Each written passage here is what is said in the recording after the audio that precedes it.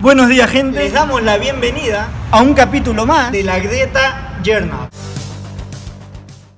Les cuento que en el día de hoy estamos dirigiéndonos a la Universidad de Carolina del Sur, universidad en la cual estudio. Y bueno, vamos a hacer un video un poco diferente al que los tenemos acostumbrados, porque vamos a estar hablando sobre cómo es la mente de un CEO.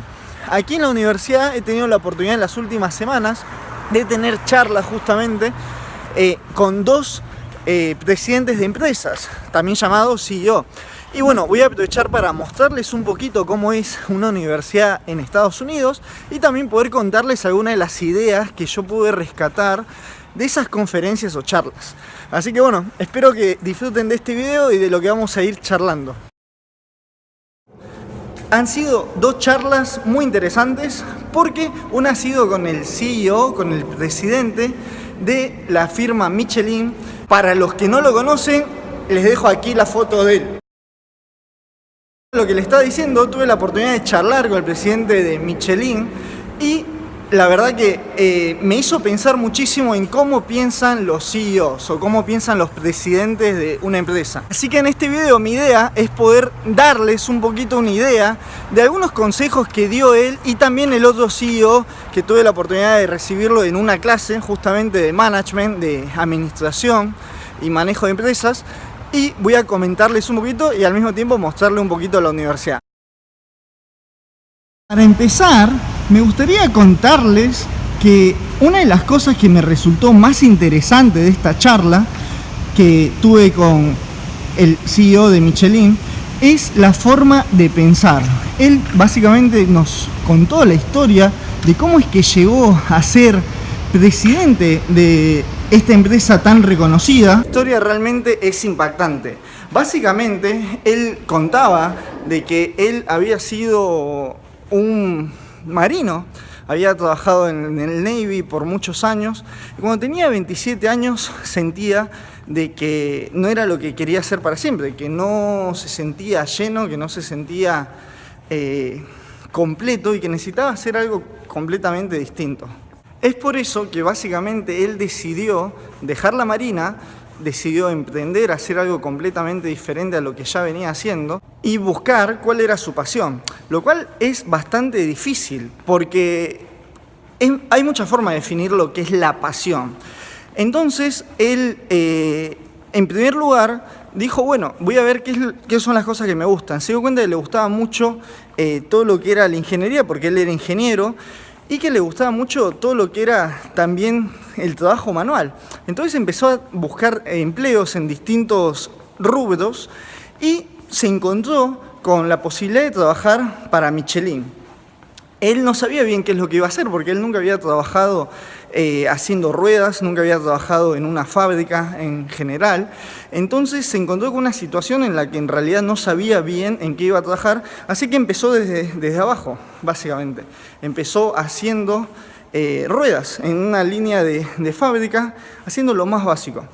Una de las enseñanzas que este CEO de Michelin nos dejó en esta conferencia es de que nadie empieza desde arriba.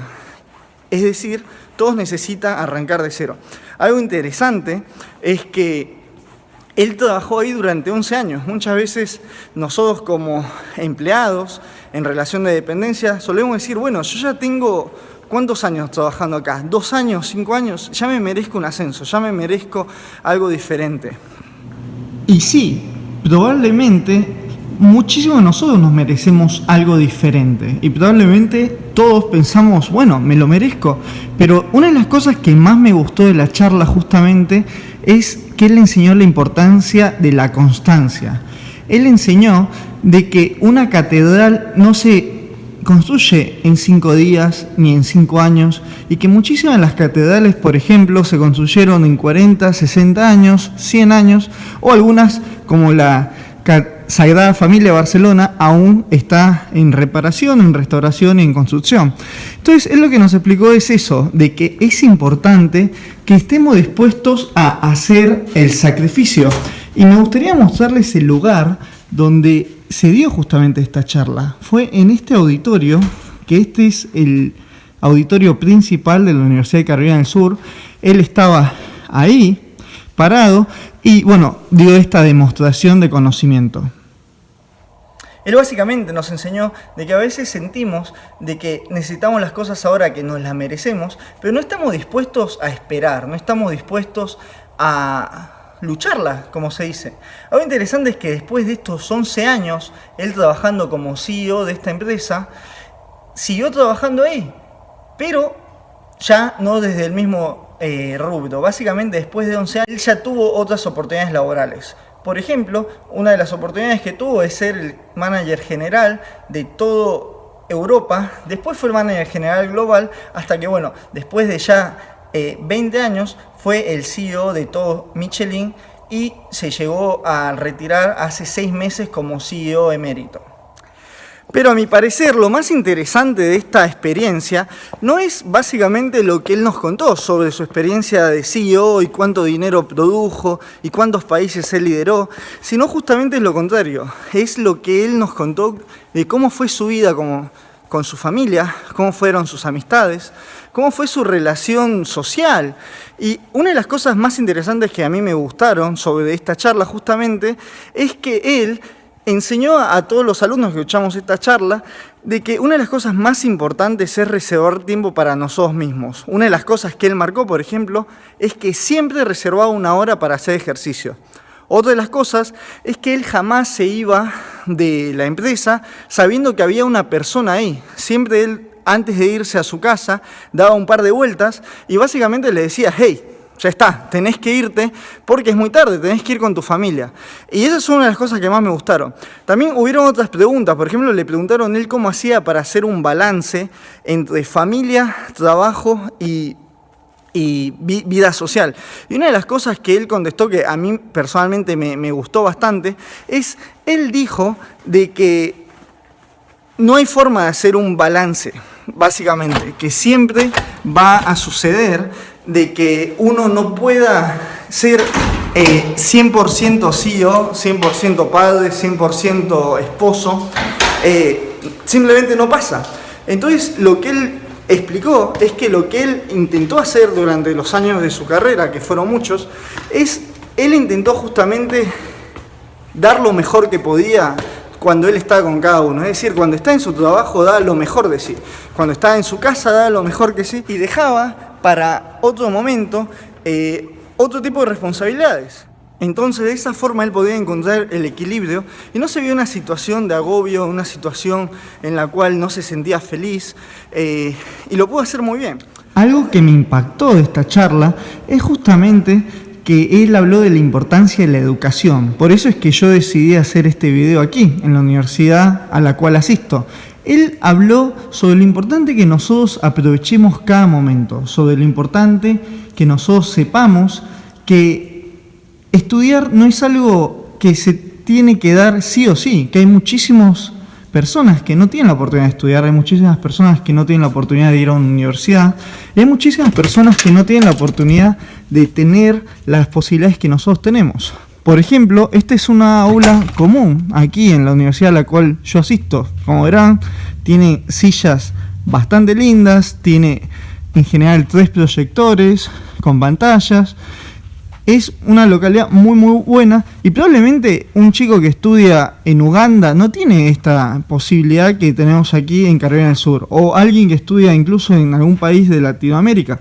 Entonces él explicó la importancia de que nosotros podamos tener, primero, agradecimiento por lo que tenemos, y segundo, que nosotros aprovechemos no solamente las facilidades que tenemos para estudiar, sino también que aprovechemos la gente con la cual nos rodeamos al ser estudiantes. Justamente él nos estaba diciendo eso, de que cada oportunidad que tenemos, las tenemos que aprovechar al máximo.